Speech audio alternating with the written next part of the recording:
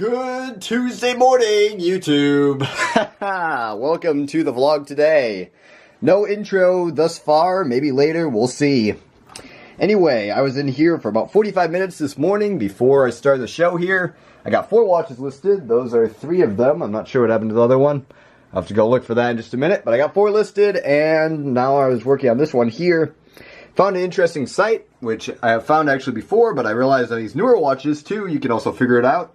Timex date codes. So vintage Timex, especially the pre-Indiglo stuff, so like late 80s, can be pretty desirable. And on these different models, I realized there's a date code, which if my camera will focus here, if you can see the D2 there, which D2, on this little women's watch here, goes to 1996. So that's pretty cool. You can trace all the way back. February 1996 is when that watch was manufactured. This one, I believe, is a 1995. And then as I will look at these two, this one here is a 1998, it's Timex Stealth. And this one here is a 1999. I just always find it interesting to be able to date watches. 1996 is 21 years ago, and surprisingly this resin band is still in nice shape, and the watch itself is actually in really nice shape too. So that one should be a pretty good collectible watch. Somebody will want that, probably 40 bucks or something. May or may not sell that, but we'll see. So anyway, that's what I'm doing today. And today is going to be cut a bit short, so I'm glad I got some listing earlier there. We'll probably be staying late again tonight to probably 1 a.m. instead of 12. But we're going shopping here shortly, so I guess that's the little glitch in the cogs, or what do they call it, wrench in the works. Bunch of watches planned to list today, though. Well, back in the office. Sorry this vlog is lacking B-roll and stuff today. My phone, forgot to charge my phone yesterday night, but what's to do there? So I guess we went shopping, we went home, I ate supper. I did some skateboarding on this little mini ramp thing, and I was supposed to film on my phone, but my phone was obviously dead. So anyway, back in the office, less B-roll today. Let's get some stuff listed. I'm on track for a good night of listing. I need to make over, say, $1,300 in watches tonight. So there's 4 items listed. Those 2, I put the straps back on, and then these are all ready to list, so I'll get those listed. I'll probably put some little watch shots in there and all kinds of other stuff, depending on what I can figure out. So my next watch I'm listing right here is little Microma. It's a pretty cool little digital watch. Works pretty well, light works, everything. It has a little bit of some scratches on the face and all that.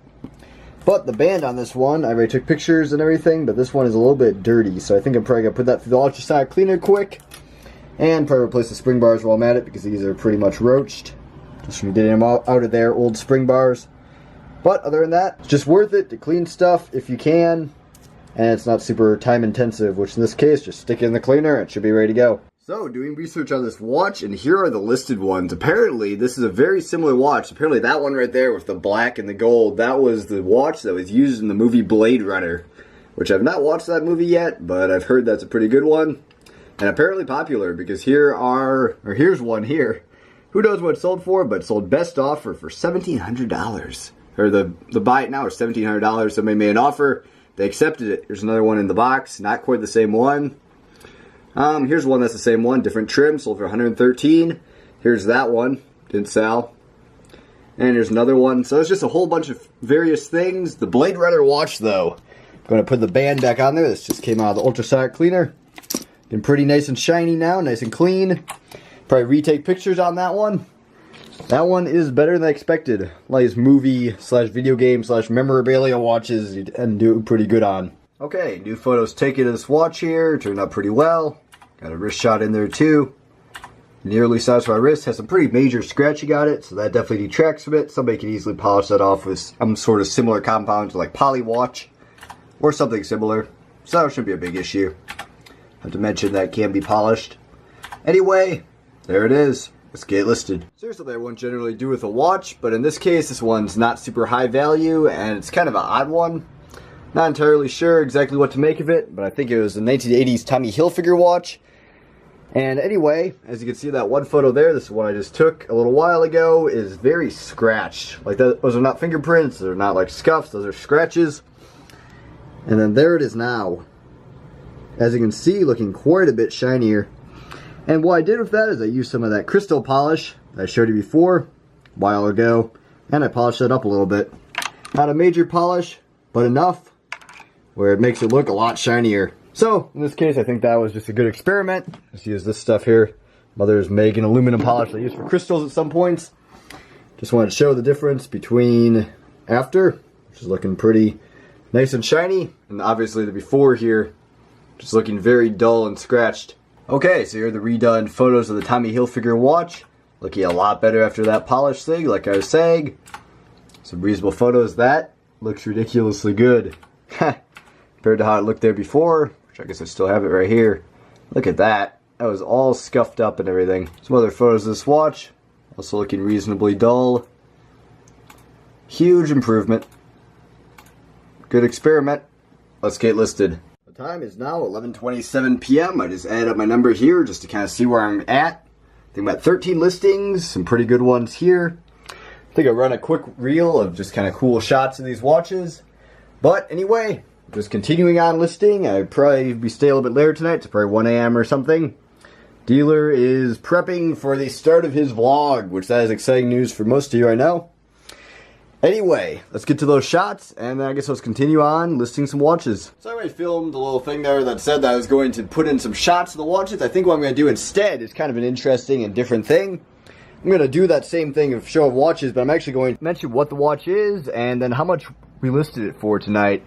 So that should be kind of an interesting little segment. Let's just try it out. It's a quick little trial thing to see how it works. Okay, so this first watch that I listed here today is a Revo RV 1021. This is a pretty scarce chronograph movement watch by the sunglass company of the same name. Listed this for $130. Second watch here is a Tommy Hilfiger from the 1980s. I don't have a full history on this watch, but I assume it's a dive-styled watch due to the markings on the dial and a few other things.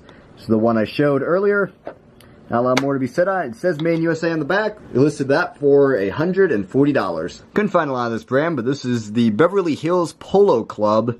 It's a watch that looks sort of like a chronograph. It has different registers for 24 hours and a few other things there, including a tachometer. Nice back on there. As far as I can tell, this is a competitor to Ralph Lauren. Listed this one for $60. This is a Fossil FS 3067. Due to the condition and scratches on the dial, we listed this for $30. Has a really nice metal bracelet on it, which was ultrasonically cleaned. And not much more to say about it. Here's that my Chromo watch that I already touched on a little bit. This is very similar to the model used in Blade Runner. This is a vintage watch from the 1980s, early LED. Uses 2 batteries and it's kind of interesting. Listed this one up at $180 or best offer. This is a National Semiconductor LED watch from the 1980s. LED refers to the technology of the display. Quite interesting, cool design. As this is for parts, even though it's an interesting watch, it does have a few different minor little issues. We listed this up at $100. I'm going to try to memorize the model number on this watch, but this is a vintage Seiko alarm chronograph. Unfortunately, the 2 buttons on this side don't work because of the chipped crystal there. Not in super great shape. Well, the case is, but I mean it does not work correctly. So, as is, that was listed for $50. It's a Timex Quartz Lithium Alarm Chronograph watch, which is missing the original gold tinge thing as you can see there. This is from 1989. Not in perfect shape, but in reasonable shape. It's listed up at $36. This is a 1994 Ironman Triathlon by Timex women's watch. It says the pre-Indiglo model there. As you can see, it says light instead of Indiglo, and when you press the light, it's just a simple side light instead of the back light, which would be Indiglo. It's on a cloth strap. He listed this one up at $39. This is a 1996 women's Ironman Triathlon watch. As you can see, this one markets Indiglo, which, like I was saying, lights up the whole back instead of just the sides. So this is a after Indiglo model, or post Indiglo, if you want to call that. This one's in real nice shape. We listed this one up at $43. This is a 1999 Timex Ironman Triathlon Indiglo 100-meter water-resistant sport watch. Fun fact, my first watch was one very similar to this, though a bit newer. We listed this one up at $39. Display is scratched up on a little bit, but this is a vintage Timex Stealth watch with Indiglo. Really funky cloth band. This is from 1998. We listed this one up at $29. It's a vintage Casio DW290-T, very similar to a G-Shock, 200-meter water resistant, and a bit vintage. I think has a replacement strap on there too. Not in perfect shape, so we listed this one up at $29. Okay, so I'm going to change my battery up pretty quick. It's showing low battery. there's the crazy tripod setup for that little segment I just showed. Hopefully you enjoyed that, and let me know if you want me to make more of those in the future. It's probably not going to be super easy to edit, but it probably wasn't that bad either. And I'm not sure how it would be on camera items, but for watches, I think it's reasonably interesting with the shots there and everything. Anyway, under here we have all these cameras we ordered chargers for, and I have a box over here. This is from Amazon, and has at least one charger for one of those cameras over there. So let's get that unboxed and see which one it is. Definitely seem to have caught the bug for vlogging a little bit more today, so hopefully this is a longer and more content-packed vlog. I can't even talk. Anyway, let's get this box unboxed, like I said. Okay, on the tripod again, and new battery in there. Let's just quickly see what's in this box. Some little lithium batteries on the side, so I'm pretty positive it's something from Amazon Prime. And there you go. Just one quick little thing in there. Looks like one charger out of a bunch came, so let's see which one that is. NPFF50. Let's see, I think that would be the Sony Handycam battery. Rip it to get out of here a little bit. There you go. Battery and charger. That's how these chargers generally come from Amazon. Some of them are packaged even a little bit better than that. But I guess this is the battery for this Sony Handycam here. So I guess I can get that one listed tonight. Well, there's kind of a weird lock on here. I was trying to figure out how to get this battery out. I was pushing this down. It says battery push down, battery push down. It doesn't seem to come out at all. This is a weird one. You push down, pull out, and the battery pops out. Strange. One nice thing about batteries is that a lot of them tend to have charge in them when you get them. This camcorder so far is testing out. Basically what we do to test these is you just power them on. You check all the different modes, check the touchscreen on this one for sure. Those touchscreens are a for sure issue on these. Test the zoom in and out, and then I go and test recording and playback. So let's get it tested and get it listed. There we go. Just recorded a quick test clip here. Camcorder seems to work correctly.